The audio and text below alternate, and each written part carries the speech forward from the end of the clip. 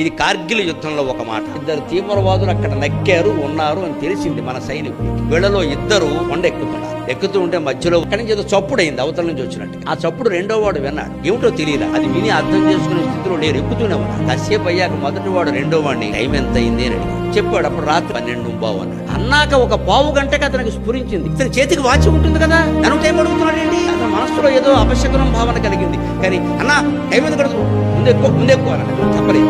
అవతలకి వెళ్ళాక అవతల ఉన్న ముగ్గురు తీవ్రవాదులను మట్టి పెట్టాక విశ్రాంతి తీసుకునే అవకాశం ఉందాక చెప్పాడు. ఇందాక టప్పని సౌండ్ వచ్చి చూసావా, ఒక తుపాకీ ముందు నా చెయ్యిని తాకింది, వాచి ఉన్న చెయ్యి విరిగిపోయింది.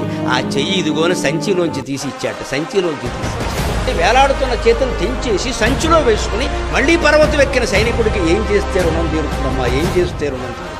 మన బిడ్డలకు వాళ్ళ పేర్లు పెట్టుకుంటే రుణం తీరుతుందా? మన బిడ్డలను అలా తయారు చేస్తేనే రుణం తీరుతుంది.